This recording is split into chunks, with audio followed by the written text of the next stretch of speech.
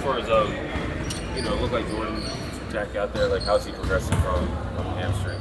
Yeah, he's able to do some light shooting and stuff. I think he did a little 2-on-2 yesterday, but he's progressing well. So it's good to see. Kobe Sanders progressing really well. So it's good to see. What more would you say you want from Kawhi? Like, are you happy with the level of what you're getting from him from a minute standpoint, from an offensive production standpoint, or how he's defending, or do you want to see another level from him? No, I think it definitely will be another level, but I think just getting our rotations right, getting who fits well with who on the floor, our substitution pattern, things like that. Just understand like how we're trying to play. So it's not really forcing anything, and I'm just trying to figure out our team and how we need to play and who we need to play off of outside of Kawhi and James. And so it's just a process. And like I said, he's just really doing everything the coach will ask him to do. And then when we know when we need him to be super, super aggressive, we know we can get him in those positions. What does that look like? What does that mean for you? Does that mean him being on the ball more, taking shots? Yeah, I think it's being on the ball more. Like, the game dictates who gets a shot. Like, they're going to double team him, just making the right play. Or they're going to go out on one-on-one, him being aggressive, scoring the basketball. So, kind of how the defense is playing kind of dictates who gets a shot. How concerned are you and JV about the defensive breakdown? Not concerned. I just think we got to get better. Keep putting in the work. I think it's a learning curve, for a lot of guys. Kawhi, he missed 47 games last year. Brooks new, CP's new, JC's new. Got a little bit new, new. So just understanding how we want to play, what we need to do. Those guys will get better at it. I think we just continue to keep teaching. No, he might be. He wants everything to be perfect, but it's not going to be perfect in 5 games. So the guys are putting in the work every day. We're doing heaps of segments. We're getting better. Some things that we just need to pick up and get better. I just feel like Zoo's touches to start the year are down from maybe where they were to start last year. Yeah. Why is that? Kawhi Leonard fan. Zoo and Norm, I thought last year, alongside James, they really did a good job just carrying his team when Kawhi was out, and so we had to feature Zoo more, we had to post him more, so now with Kawhi being back, like I said, that's the things we're just trying to figure out, like how much to post Zoo, how much to get the ball in Kawhi's hands, how much trying to get Bradley Beal in a good rhythm, and so all those things play a factor. So that's why we need 10, 15 games just to kind of see like where we're at and how we want to play. Is he a guy who you feel like it's important to also get him a rhythm? I feel like last year that start he had kind of catapulted the rest of the season that he had. Is it important to get him off to a good start? I mean, I think Zoo's going to get his take because James is so dynamic in pick and roll, so he's going to get the short roll, the finishes, and all that stuff around the basket. And then out of timeouts, we're usually running something for Zoo to keep him engaged in the game. But it's like I said, it's a process for me. It's a process for our team. We just kind of see what works. We're having the whole group together right now. Last year we saw, I think he was doubled quite a bit during the year. I think in post-ups, and he told me in the offseason he wanted to get better passing out of those, and finding guys. How are you going about using that as a weapon? Him getting doubled, finding guys in the offense.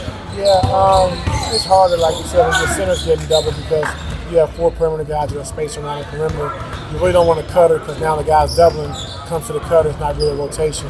Whereas if Kawhi's getting doubled, Zoo's ducking in, taking that low defender. Now you got 2-on-1 on the backside, so it's a little different for us. So a lot of teams have been doubling Zoo even start the season, just trying to get the ball out of his hands. And so we got to get better with that. But it's really if you double team a center, it's a lot easier as far as rotation and things that you need to do defensively. So we just got to get better with it. Kawhi shared with us that he intends on playing both parts of the back-to-back. How does that make you feel as a coach, and how does that how are you feeling about Kawhi? Well, we'll see. We'll see what happens after the game tomorrow. But it's good to show like Kawhi, saying that he's healthy, he feels good, and he wants to try to do that. But he can't make a decision until after tomorrow's game. When you look at what he's been able to give you so far as the minutes go, as far as the workload, does that give you, at least a positive feeling heading into back-to-back, knowing that he wants to play, he feels like he's clear, there's no restrictions for him? Yeah, it's very positive. Like I said, just showing that he feels good, that he wants to take that next step. But like I said, we got to be smart about it. And, just got to get through the game tomorrow and just kind of go from there. As far as this. As far as the starting unit goes, I mean, again, you do need those 10, 15 games to get everyone in rhythm. Brad's obviously coming back from injury, but are there, because of some of the slow starts you guys have had, are you like quicker to yank guys or put certain guys in to make it work quicker because of that? Yeah, I mean, I think you just got to read the game. You know, I wouldn't really jump to any big conclusions about the starting five right now. Like I said, because Brad's only playing 6 minutes in those stretches. And then you just got to challenge them to be better. Like, we're not going to let you off the hook. Like, we got to be better. They understand that. Just the starts of games, the first 7 minutes of games, like, we got to be better. Logie had a couple of rough games offensively. I know he's coming back from the injuries as well. How'd you kind of go about it? I saw you guys talking earlier. How are you guys going about getting him back talking into? Where? In my office? In the facility. Oh, man, I got to put my blind You're at the gym, down. aren't you? No, it's so how are you guys going about communicating? It's good. Like, I mean, it's the same thing. You know, when you're a professional athlete and you strive yourself on being great and being a great player. Like I just told him, like I told Brad, like you can't rush yourself. Like you can't get mad and frustrated with yourself because you've been out for 3 months. You missed a whole training camp. Brad's been out 6 months. So you missed a whole training camp. You missed preseason. So like we're gonna wait for you. Like just take your time, find your rhythm, get your legs, get your conditioning. And so like we're not gonna give up on anybody when it's necessary. So just take your time and don't get frustrated with yourself. Thank you.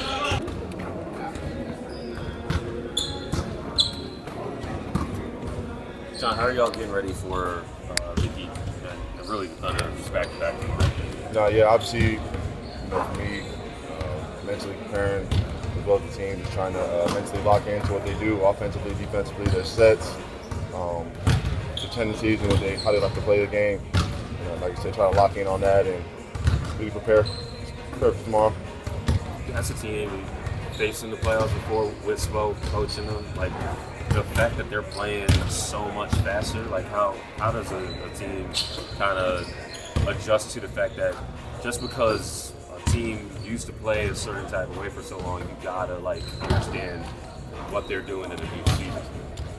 Well, that's one thing about the NBA. If you can't adapt to the new style, the new changes, then you know what I mean. You're going to be left in the wind. And, as Miami continues to change their direction, their offenses, we have to continue to adapt and just figure out new ways to combat that and play our basketball at the end of the day. Brad's expressed some frustration just with his individual performances, also being limited, can't play in fourth quarters. How are you guys kind of going about just encouraging him, reminding him that the long season, we're fully capable of seeing. He's fully capable of scoring at a high level in this league. No, of course. His game speaks for itself. We know what he can do. I feel like as athletes, especially his teammates, we all been there. We understand what he's going through. It's never easy trying to rehab and trying to push. He's the ultimate competitor. He wants to get out on the court and compete at a high level. And it's frustrating when you don't feel right, mentally, physically, whatever he's going through. And we're just here to support him because we understand that it can be hard. And it is hard trying to continue to get up every day and feel well in this game. So we're all just here for him, and we don't really care what he has to do. We're here for him, and ready for him to come back and get some buckets whenever we do it. We want to see the pretty jump.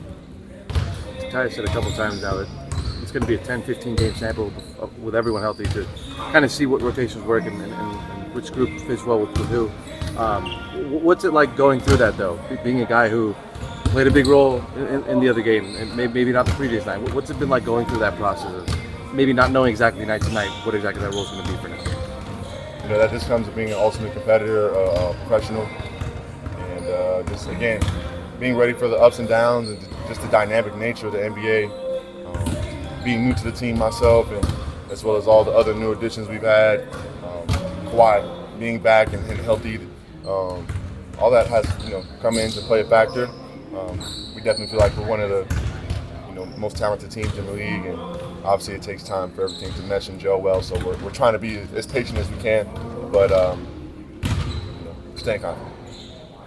What are things that the team has done to kind of get to just enjoy the fact that y'all are playing in this team together, to break up the fact that it's a workplace and y'all got to win games and whatnot? How are y'all in the early part of the regular season just been enjoying y'all meeting together? This is a team, group chat, bonding, laughing, those the times in the locker room or the times in the treatment room, training room. It's just spending time with each other more and more.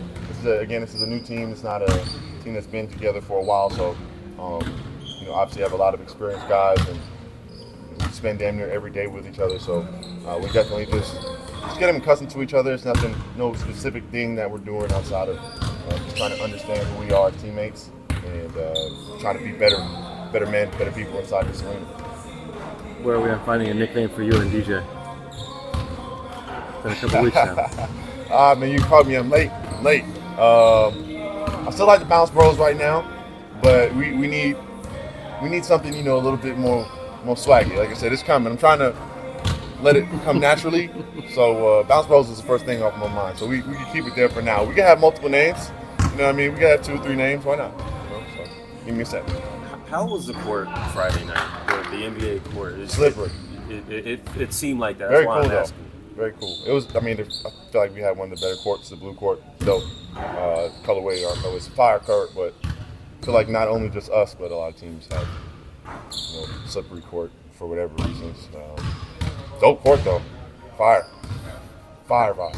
How do you adjust to that? Because look, I ain't trying to cover more injuries than I need to on this team, right? So like you see that and you get an anxiety of like what how bad is it? You know what I mean? Like how do you? Because you warm up. I'm gonna be honest with you, sorry, Chris Wall. That's something you deal with. Like for me, and I feel like for most guys who play at this level, that's something you deal with. It's not the first slippery gym you've been in. There's been plenty of other gyms, at least in my experience playing basketball, sweaty gyms, nobody, no towel, no nothing. You grow up figuring out how to get some stick 'em, go on the sideline, or whether it's wiping your shoes off with your hand. Or, if you ever hear somebody say feet, get some feet over there. Many things you can do, but you gotta get through it. Hopefully you're not standing in front of James Harden. You know what I mean? And you slip and falling all over the place. You gotta hoop. Okay. Thanks, John. Thank you guys. Thank you, John. Good, how are you?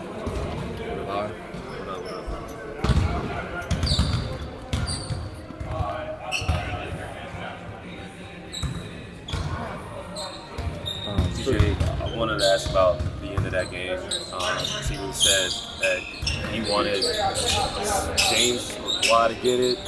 You wind up getting that inbound, bringing it up, getting it to Kawhi. Like, what was your process going through that? Like, take us through how all that went at the end of that game. It wasn't too much time. It was under 8 seconds on the clock, so I got the ball in. I just tried to get the ball up the floor as fast as I could. My man was trailing me a little bit, and I fumbled the ball. So, if I wouldn't have fumbled the ball, I was going straight to the rim. But I fumbled the ball, so I just pulled it back out and tried to find James or Y. And Y was the first one in my vision, so I'm going to put the ball in Y's hands every time. What did the coaches tell you, or what did T. tell you? Because one thing T. mentioned to us was he was happy that you didn't try and be the hero, that you got it to Y, and Y obviously made the shot. What did they tell you? Nothing really. It was just ready to get the ball to the floor at the time we needed it to. It wasn't even about being a hero. If I had an open lane, I was going to take it regardless. I'm not going to pass that down no matter how much time on the clock. But, like I said, I fumbled the ball a little bit. And it was best that I made sure that I brought the ball out. We had at least 3 more seconds on the clock. So trying to get the ball to Wild and get them an open, clean shot, I lived with it. What's the process? To start last year, Zoo was heavily involved in the offense. You guys had Norm as well. This year, obviously, Kawhi's here. Other guys are trying to get acclimated to everything. So what's been the process of getting a guy like Zoo involved? Obviously, he does so much for you guys, but keeping him involved offensively throughout the game. Just trying to find times where we can get him little touches on the block, get him quick post-ups, and pick and roll. Just try to give him the ball in the pocket so he can be the facilitator, either take the shot for himself or he make the play. And like I say, just try to get as many easy opportunities we can for him as soon as we get down the floor as fast as possible, so he can feel good about his game. What's kind of been the difference to start this season? I know it's only been 5 games, but you guys have Kawhi. You guys have a mostly healthy unit, although some guys are still working back from injury. What's it been like just to have Kawhi and have that group to try to work your way into the season? Great. It's always good when you have your guys all out there from day one, and just being able to be out there and get that chemistry, build that up as fast as we can.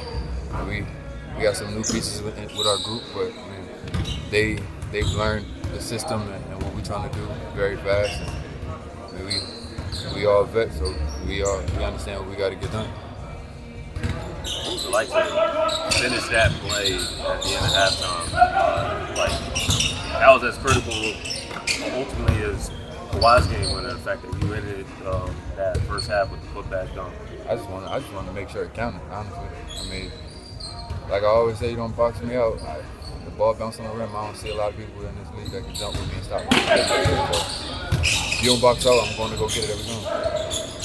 Do you see it and like feel your impact when you're making plays that other people can't make, the fast plays, the fact that like Zoo's able to get you alive in crunch time, like at the end of the fourth quarter? Like, how are you feeling in those moments? I feel great. Regardless, like I've always said, I just want to be out there contributing and winning basketball. And that's the type of person I am. I want to win. I want to win at the highest level. And I want to beat the best. So we got to play as a team and figure things out on the fly as a team. And we got to get it done like that. Brad's expressed a little bit of frustration with himself. He's a perfectionist, but he hasn't been able to, play as much as he wants. Hasn't been making the shots that he's wanted. How do you kind of go about encouraging a guy like that who's, we've seen score at a very high level in this league, just it doesn't have it right now or is working his way to that right now? I mean, like, it's the old saying, it's not a sprint, it's a marathon. It's an 82-game season. I mean, if you don't got it in the first 5 games, first 7 games, it is what it is. I mean, we got a long season to go. I mean, we know what Brad's capable of, and we're going to keep pushing Brad to be who Brad is. And if he get it tomorrow, or the next game, or the game after that, we don't really mind. We just know we need Brad to be who Brad is, and that's what he's doing. What's that push to let him be him? What's that been like? Because we know he's a very potent scorer, especially in the mid-range. What's that conversation kind of been like to get him going and let him do what he does? Not to pass up open shots. Whenever you see a shot, take it, be aggressive. I mean, it ain't much you can say to a guy that's averaged 30 in his career in the NBA at the highest level. Yeah. So it's like, I mean, Brad's going to be who Brad is. Like, we all know Brad is an elite scorer. And we all know Brad can facilitate and get everybody else involved as well. So, I mean, he has a lot of pieces around him, and he can just play free. He ain't got to worry about having the best man on him every night. We got James out there with him too. So. Thank you. Appreciate it.